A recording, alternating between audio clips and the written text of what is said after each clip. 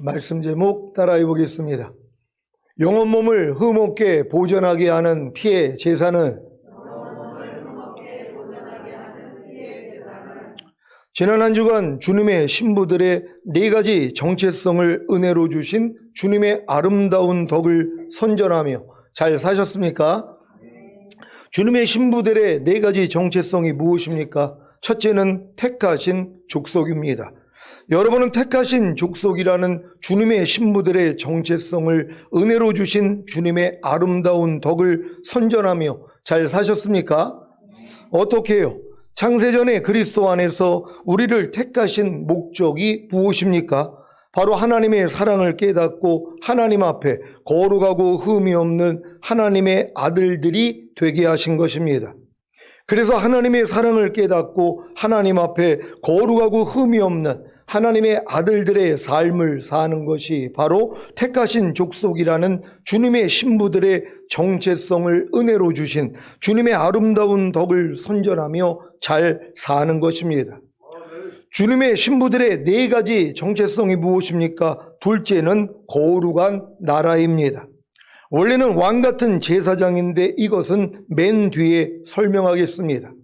여러분은 거룩한 나라라는 주님의 신부들의 정체성을 은혜로 주신 주님의 아름다운 덕을 선전하며 잘 사셨습니까? 어떻게 해요? 자신이 주님의 아름다운 덕으로 거룩한 나라가 된 사실을 믿고 그 거룩한 나라를 말과 행동으로 선전하는 것입니다. 거룩한 나라란 거룩한 하나님이 통치하시는 나라입니다. 그런데 이 거룩한 나라가 바로 여러분이라는 것입니다. 무슨 말입니까? 하나님의 나라가 영과 혼과 몸 안에 임하여 전인구원을 얻은 성도가 바로 거룩한 나라입니다. 그래서 영과 혼과 몸으로 내주합일된 하나님의 모든 말씀에 순종하는 거룩한 나라로서의 삶을 살아야 하는 것입니다. 주님의 신부들의 네 가지 정체성이 무엇입니까? 셋째는 하나님의 소유된 백성입니다. 여러분은 하나님의 소유된 백성이라는 주님의 신부들의 정체성을 은혜로 주신 주님의 아름다운 덕을 선전하며 잘 사셨습니까? 어떻게 해요? 자신이 주님의 아름다운 덕으로 하나님의 소유된 백성이 된 사실을 믿고 그 소유된 백성을 말과 행동으로 선전하는 것입니다. 하나님의 소유된 백성답게 사는 것이 무엇입니까? 사한 자들로 하여금 다시는 자기 자신을 위하여 살지 않고 오직 자기를 대신하여 죽었다가 다시 사신 주님을 위하여 사는 것입니다. 이러한 삶이 주님이 모든 사람을 대신하여 죽으신 목적입니다. 여러분이 예수님의 희생으로 하나님의 소유된 백성이 된 사실을 믿고 하나님의 소유된 백성답게 살지 않는다면 절대로 하나님 앞에서 왕같은 제사장들이 되지 못하기에 왕같은 제사장들로 살지 못합니다. 주님의 신부들의 네 가지 정체성이 무엇입니까? 넷째는 왕같은 제사장들입니다. 여러분은 왕같은 제사장들이라는 주님의 신부들의 정체성을 은혜로 주신 주님의 아름다운 덕을 선전하며 잘 사셨습니까? 어떻게 해요? 왕같은 제사장들이 된 사실을 믿고 그 왕같은 제사장들이 무엇인지를 말과 행동으로 선전하는 것입니다. 왕같은 제사장들이란 전인구원과 내주합일의 구원을 얻고 피의 제사와 번제와 영적 제사를 드리는 주님의 신부들입니다. 주님이 오시는 그날까지 이 직분을 감당하며 천년왕국에서도 이 일을 합니다. 믿습니까? 요한계시록 20장 6절입니다. 다 같이 읽습니다. 시작. 이 첫째 부활에 참여하는 자들은 복이 있고 거룩하도다. 둘째 사망이 그들을 다스리는 권세가 없고 도리어 그들이 하나님과 그리스도의 제사장이 되어 천년 동안 그리스도로 더불어 왕노릇하리라. 아멘. 여러분은 천년왕국에서 하나님과 그리스도의 제사장이 되어 천년 동안 그리스도로 더불어 왕노릇하기를 원하십니까? 그렇다면 자신이 왕같은 제사장들인 사실을 믿어야 합니다. 그래야 매일 매순간 피의 제사와 번제와 영적 제사를 드릴 수 있기 때문입니다. 왜 매일 매순간 피의 제사와 번제와 영적 제사를 드려야 하는 것입니까? 그렇지 않으면 온 영과 혼과 몸을 흠없게 보존할 수가 없기에 주님이 공중으로 강림하실 때 첫 열매로 휴거될 수가 없기 때문입니다. 데살로니가전서 5장 23절 24절을 개역 개정으로 읽겠습니다. 제가 먼저 읽습니다. 평강의 하나님이 친히 너희를 온전히 거룩하게 하시고 또 너희의 온 영과 혼과 몸이 우리 주 예수 그리스도께서 강림하실 때에 흠없게 보존되기를 원하노라. 너희를 부르시는 이는 미쁘시니 그가 또한 이루시리라. 아멘. 여러분은 주님이 공중으로 강림하실 때 첫 열매로 휴거되기 위해, 그래서 7년 대환란 후에 주님과 함께 이 땅에 내려와 1000년 동안 왕노릇하기 위해 매일 매순간 피해 제사와 번제와 영적 제사를 드리고 계십니까?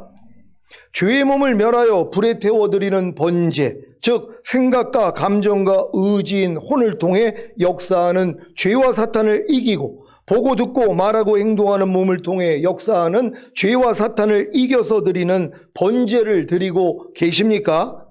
그렇다면 의의 몸을 하나님이 기뻐하시는 산제물로 드리는 영적 제사도 드리실 것입니다.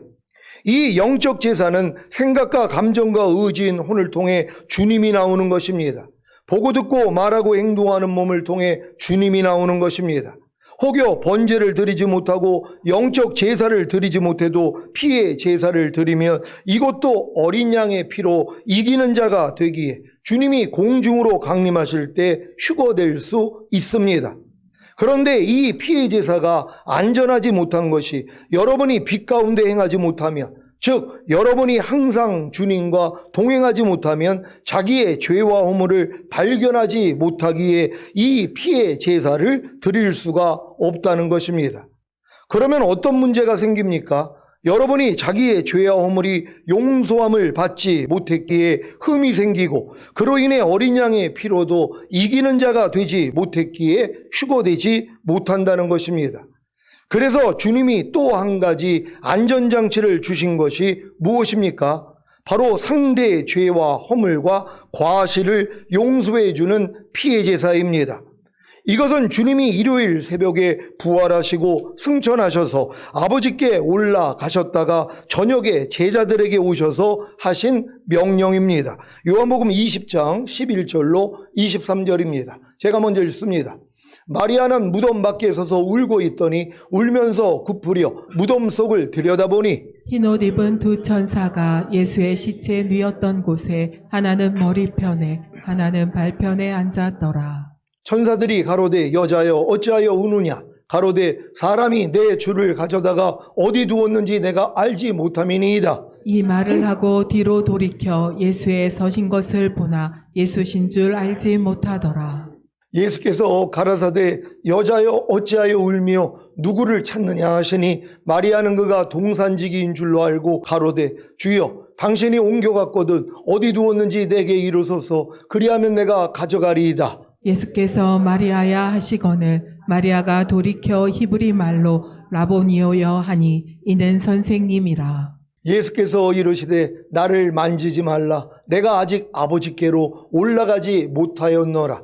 너는 내 형제들에게 가서 이르되 내가 내 아버지 곧 너희 아버지 내 하나님 곧 너희 하나님께로 올라간다 하라 하신대. 막달라 마리아가 가서 제자들에게 내가 주를 보았다 하고 또 주께서 자기에게 이렇게 말씀하셨다 이르니라. 이날 곧 안식 후 첫날 저녁 때에 제자들이 유대인들을 두려워하여 모인 곳에 문들을 닫았더니 예수께서 오사 가운데 서서 가라사대 너희에게 평강이 있을지어다. 이 말씀을 하시고 손과 옆구리를 보이시니 제자들이 주를 보고 기뻐하더라.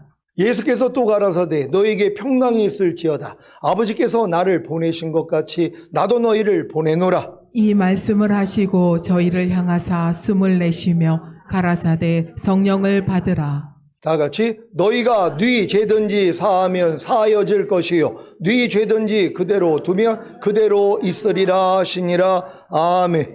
예수님이 주일 새벽에 부활하신 사실을 믿습니까? 그거를 마리아가 와서 봤다는 것이란 말이에요. 근데 마리아가 만지려고 그러니까 만지지 말라는 거예요. 왜? 아직 내 몸을 아버지께 안 보였다는 것이란 말이에요. 그러니까 승천하시기 전이에요. 부활한 다음에 승천하셔야 되는데 부활하신 다음에 바로 마리아에게 자기 몸을 보이신 것이란 말이에요. 그리고 만지지 말라는 것이에요. 그리고 제자들에게 알리라는 것이에요. 내가 아버지께 올라간다는 걸 알리라는 것이란 말이에요. 그 제자들에게 가서 알린 거란 말이에요. 그런 다음에 저녁이 되니까 이제 나타난 거예요. 제자들이 문을 걸어 잠그고 있었는데 이 문을 통과하고 나타났어요. 그랬더니 제자들이 영인 줄 안단 말이에요. 그러니까 주님이 뭐라고 그래요? 영은 살과 뼈가 없지만 나는 있다. 만져보라는 거예요. 아니 새벽에는 만져보지 말라고 그랬는데 저녁 때는 왜 만져보라고 한 거예요? 아버지께 갔다 오셨기 때문이란 말이에요. 그리고 하신 일이 무엇입니까? 숨을 내쉬면서 성령을 받으라. 이 말씀 다음이 뭐예요? 너희가 네 죄든지 사하면 사여지고 너희가 사하지 아니하면 그대로 있으리라는 것이란 말이에요. 이걸 처음으로 명령하신 것이란 말이에요. 근데 이걸 거듭나자마자 이 말씀을 순종한 사람이 누가 있냔 말이에요. 누가 네 죄를 사하냔 말이에요. 너희가 네 죄든지 사하면 사여진다는 이 약속의 말씀을 누가 의지하고 상대의 죄를 사했냔 말이에요. 아니 우리가 감히 어떻게 상대의 죄를 이해는 해도 우리가 무슨 용서를 해. 그건 주님만 하는 거지 이러고 있었다는 것이란 말이에요. 근데 주님이 결국 여러분 안에 영혼 몸 안에 들어오셔서 그분이 세 가지의 그리스도의 삼중직인 제사장과 선지자와 왕의 기름 부음이 여러분을 통해 나타날 때부터 시작하는 게 뭐예요? 제사장으로 상대의 죄를 사해 주는 것이란 말이에요. 이 일이 지금에서야 이제 여러분의 실력이 됐다는 걸 알고 감사할 수 있는 여러분 되시기를 바랍니다. 요한복음 20장 23절을 현대인의 성경으로 읽겠습니다. 다 같이 읽습니다. 시작. 너희가 누구 죄든지 용서하면 그들이 용서를 받을 것이며 너희가 용서하지 않으면 그들의 죄가 그대로 있을 것이다. 아멘. 여러분이 성령으로 거듭난 후에 이 말씀만 순종하려고 했다면 더 일찍 왕같은 제사장들이 되셨을 것입니다. 하지만 상대의 죄를 용서하는 것은 거듭난 수준에서는 할 수가 없는 일입니다. 이 일은 성막들에서 일하는 레위인이나 성소에서 봉사하는 제사장이 할 수 있는 일이 아니라 오직 지성소에 들어간 대제사장만이 할 수 있는 일이기 때문입니다. 그래서 여러분이 거듭나는 영의 구원과 성령 세례 받는 혼의 구원과 성령 충만 받는 몸의 구원을 받고 왕같은 제사장들이 되기 전에는 할 수가 없었던 것입니다. 아니 유죄 무죄를 판단하고 형벌 결정을 내리는 판사의 일을 아무나 합니까? 그 자격이 되어야 하지 않겠습니까? 성령으로 잉태하시고 탄생하신 주님이 부모와 율법 아래서 성장하시다가 언제부터 죄를 용서하는 대제사장의 일을 하셨습니까? 30세에 요단강에서 세례를 받을 때 성령 세례와 성령 충만이 임했고 광야에서 40일 금식하시고 사탄의 시험을 이긴 후에 천사의 수종을 받고 그 후부터 죄를 용서하는 대제사장의 사역을 시작하신 것입니다. 여러분도 거듭나는 영의 구원을 얻은 후에 율법 아래서 성장하시다가 성령 세례와 성령 충만을 받고 독자 이삭을 번제로 바치는 아브라함의 믿음이 되니까 이제 비로소 상대의 죄를 용서하는 왕같은 제사장들의 일을 시작한 것 아닙니까? 여러분은 지난 주일 말씀을 통해 자신이 왕같은 제사장들이 되었음에도 불구하고 상대의 죄와 허물과 과실을 용서하지 않고 있었던 사실을 발견하셨습니까? 그래서 상대의 죄와 허물과 과실을 용서하지 않은 죄를 회개하고 자백하는 피해 제사를 드리고 이제부터 상대의 죄와 허물과 과실을 용서하는 피해 제사를 드리려고 결심한 것 아닙니까? 이런 결심을 하신 분들은 손들어 보십시오. 많은 분들이 손들어 주셔서 너무 감사합니다. 왜 이런 일이 일어난 것입니까? 여러분이 신부들의 4가지 정체성이 무엇인지를 알고 이제부터 왕같은 제사장들의 삶을 살려고 결심했기 때문입니다. 아니 여러분이 신부들의 4가지 정체성이 무엇인지를 알고 이제부터 왕같은 제사장들의 삶을 살려고 결심하지 않았는데 어떻게 여러분이 상대의 죄를 용서하지 않는 죄를 짓는 것을 알겠습니까? 여러분 중에 누가 상대의 죄를 용서하지 않았던 것이 자기 죄인 것을 알았습니까? 누가 이것을 죄로 여겼습니까? 그래서 상대의 죄를 용서하지 않는 죄를 주님께 자백하고 회개하지도 않았기에 그 죄가 그대로 있었던 것입니다. 마음속으로 아니 목사님, 상대의 죄를 용서하지 않은 것이 왜 죄가 됩니까? 라고 하실 분이 계십니까? 죄가 무엇입니까? 하나님이 하라고 한 것을 하지 않는 게 죄 아닙니까? 항상 기뻐하라고 하셨는데, 쉬지 말고 기도하라고 하셨는데, 범사에 감사라고 하셨는데, 악을 악으로 욕을 욕으로 갚지 말고 도리어 복을 빌라고 하셨는데, 무슨 일을 하든지 다 죽게 하듯 하라고 하셨는데 불순종한 게 죄 아닙니까? 지금이라도 죄의 관념을 바꾸시기 바랍니다. 그래야 죄를 회개하고 자백함으로 흠없는 자가 됩니다. 왜 이런 과정이 필요했던 것입니까? 주님이 공중으로 강림하실 때 여러분의 온 영과 혼과 몸을 흠없게 보존하게 하시고 첫 열매로 휴거시키시려는 것입니다. 믿습니까? 그럼 이제부터 여러분이 드릴 피해 제사가 무엇입니까? 상대의 죄를 용서하지 않는 죄를 주님께 회개하고 자백한 후에 드릴 피해 제사가 무엇입니까? 상대의 죄와 허물과 과실을 보기만 하면 무조건 용서하는 것입니다. 시작하시겠습니까? 아니, 상대의 죄와 허물과 과실이 보일 때 무조건 용서하지 않으면 상대의 죄와 허물과 과실이 그대로 있고 여러분의 죄와 허물과 과실도 그대로 있는데 이것을 용서하지 않는다고요? 그러면 여러분도 흠이 생겼기에 휴거가 안 되는데요.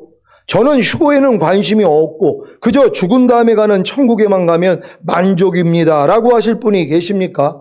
물론 흠이 있다고 죽은 다음에 가는 천국에 못 가는 것은 아닙니다.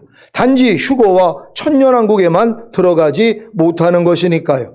이런 마인드를 가졌다면 왜 그렇게 자녀들을 힘들게 대학에 보내려고 노력합니까?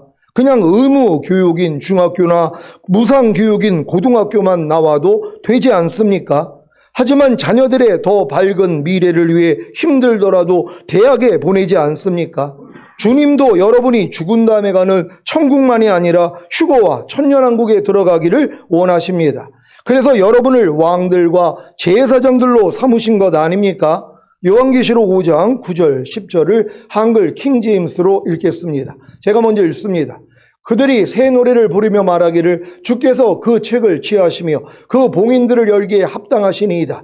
이는 죽임당하셨던 주께서 하나님께로 각 족속과 언어와 백성과 민족 가운데서 우리를 주의 피로 구속하여 우리 하나님 앞에 우리를 왕들과 제사장들로 삼으셨으니 우리가 땅 위에서 통치하리이다 라고 하니라. 아멘.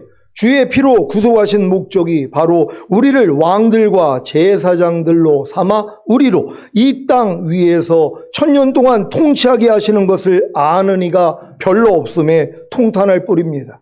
주여, 가르치는 자들을 불쌍히 여겨주시고 그들의 죄와 허물과 과실을 용서하오니 주님도 용서해 주시옵소서. 이 기도만 할 뿐입니다. 제가 이 기도를 이제 시작한 사실을 아십니까?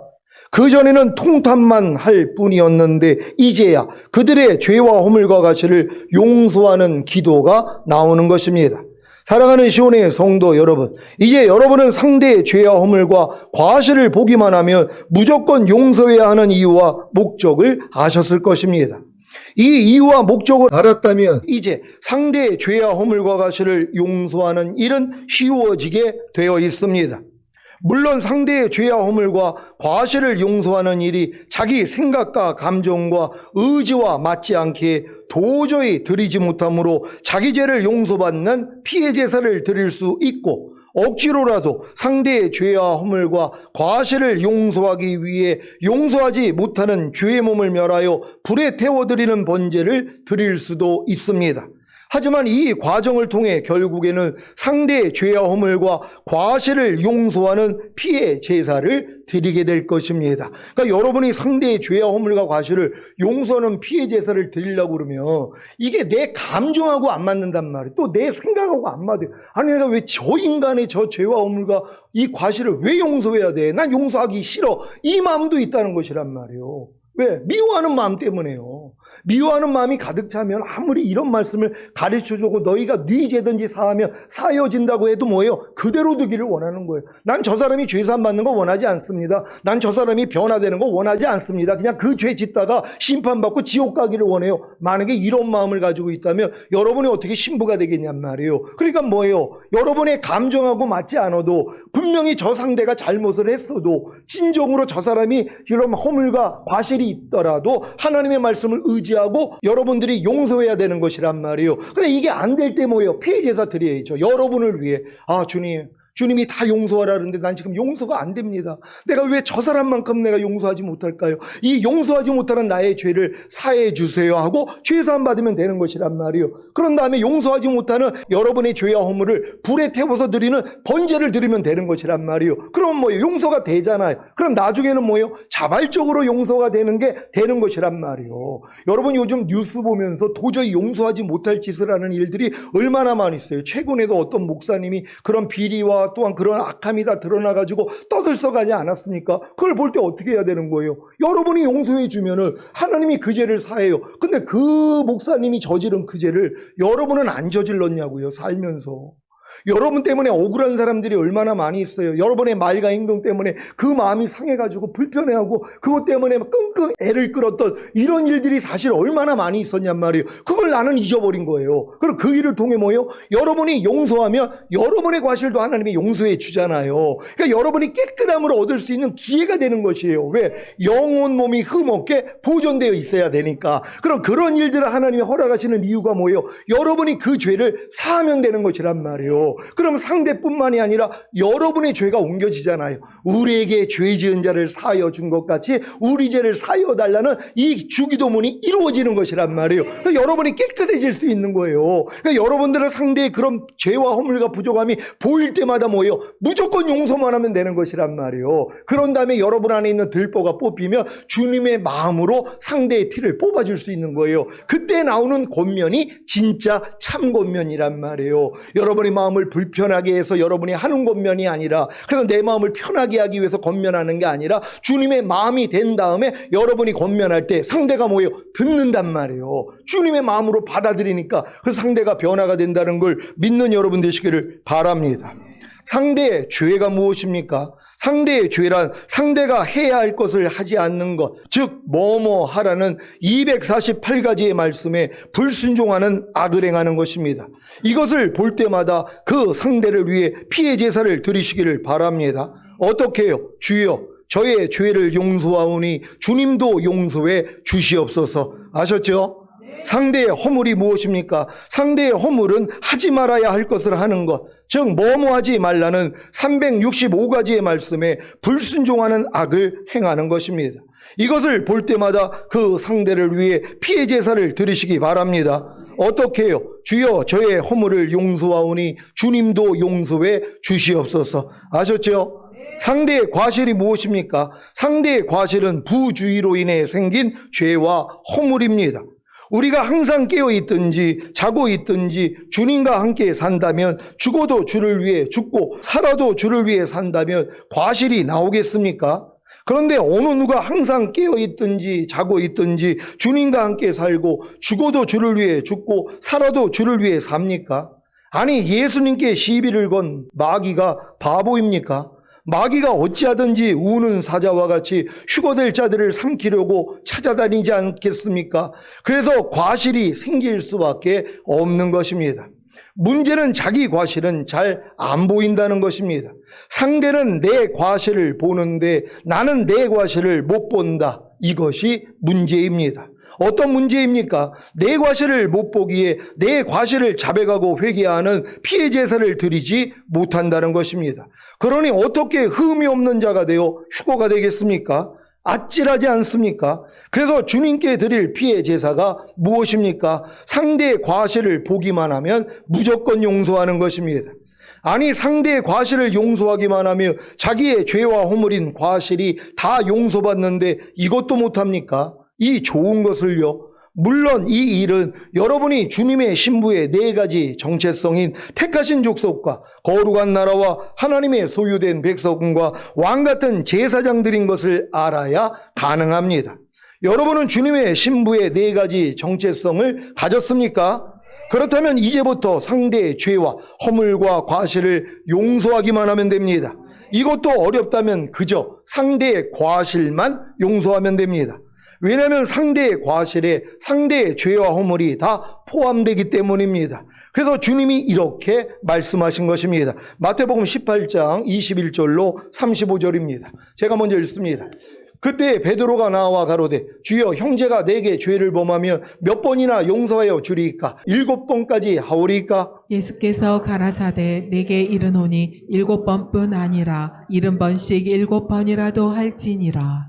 이러므로 천국은 그 종들과 회개하려 하던 어떤 임금과 같으니 회개할 때에 1만 달란트 빚진 자 하나를 데려오매 갚을 것이 없는지라 주인이 명하여 그 몸과 처와 자식들과 모든 소유를 다 팔아 갖게 하라 한데 그 종이 엎드려 절하며 가로되 내게 참으소서 다 갚으리이다 하거늘 그 종의 주인이 불쌍히 여겨 놓아보내며 그 빚을 탕감하여 주었더니 그 종이 나가서 제게 100데나리온 빚진 동관 하나를 만나 붙들어 목을 잡고 가로되 빚을 갚으라 하매 그 동관이 엎드려 간구하여 가로되 나를 참아주소서 갚으리이다 하되 허락하지 아니하고 이에 가서 저가 빚을 갚도록 옥에 가두거늘 그 동관들이 그것을 보고 심히 민망하여 주인에게 가서 그 일을 다 고하니 이에 주인이 저를 불러다가 말하되 악한 종아 내가 빌기에 내가 내 빚을 전부 탕감하여 주었거늘